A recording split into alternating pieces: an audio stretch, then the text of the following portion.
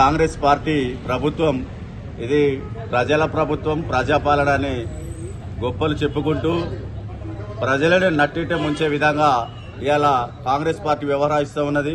పెద్దపల్లి జిల్లా పరిధి లోపల ఏసీడీ నిధుల పేరు మీద విద్యుత్ శాఖ ఏదైతుందో అదనపు ఛార్జీలు వసూలు చేస్తూ ఉన్నది. ఈ వసూలును రద్దు చేయాలని చెప్పేసి భారతీయ జనతా పార్టీ ఆధ్వర్యంలో ఈరోజు మేము ఇక్కడ ధర్నా నిర్వహించి ఎస్సీ గారికి మెమోరాండం ఇవ్వడం జరిగింది. ఏదైతే గృహ అవసరాలకు సంబంధించి గృహజ్యోతి పథకం కింద 200 యూనిట్ల వరకు మేము ఫ్రీ ఇస్తామని చెప్పేసి పత్రిక ప్రకటనలకు పూజలు ఇచ్చుకుంటున్నారు నాయకులందరూ. అది కాదు, ఈ రోజు పెద్దపల్లి జిల్లా లోపల విద్యుత్ శాఖ ఏదైతుందో 20 లక్షల రూపాయల వరకు అదనంగా గృహ కరెంటు వాడుకునే వాళ్లకు ఛార్జీలు వసూలు చేస్తా ఉన్నది. ఎలాంటి నోటీస్ ఇవ్వకుండా ఇవాళ మీకు కరెంట్ ఎక్కువ ఛార్జీ వాడిరు, తక్కువ వాడిరు అని చెప్పేసి ఒక్కొక్క మీటర్కు 1500 నుంచి 2000 రూపాయలు వసూలు చేస్తా ఉన్నారు. మరి ప్రభుత్వం కనుక వీళ్ళకి చెప్పిందా?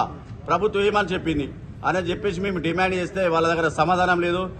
వాణిజ్య పరిశ్రమలకు కానీ గృహ వినియోగదారులకు కానీ ఏదైతే వాళ్ళ గృహ వినియోగదారులు నెలకి ఇంత వస్తే అంతవరకు పేడ్ చేస్తే అంతవరకు అయిపోతుండే, బిల్లు రీడింగ్ ఎంతవరకు వస్తుందో అంతవరకు వసూలు చేస్తే బాగుండే. కానీ ఈ విద్యుత్ సంస్థలు పని కట్టుకొని ఇవాళ గృహ అవసరాలు తీర్చుకునేటువంటి యజమానుల నుంచి 1000 రూపాయలు వసూలు చేస్తూ ఈ యొక్క పెద్ద మహా కుంభకోణానికి ఈ కాంగ్రెస్ ప్రభుత్వం వ్యవహరిస్తుందని చెప్పేసి మేము భారతీయ జనతా పార్టీ డిమాండ్ చేస్తా ఉన్నాము.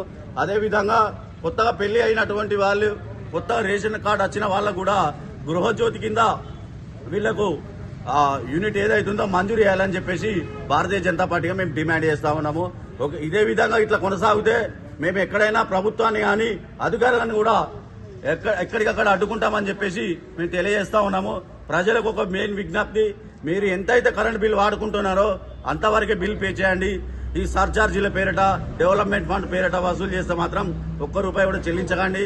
గతంలో నరేంద్ర మోడీ గారి గవర్నమెంట్ కింద ఉజ్వల స్కీమ్ కింద వచ్చినటువంటి మీటర్స్ కానీ, ట్రాన్స్ఫార్మర్స్ కానీ, విద్యుత్ పోల్స్ కానీ అవన్నీ పెద్దపల్లి జిల్లాలో ఘోరమైనటువంటి కుంభకోణం జరిగింది.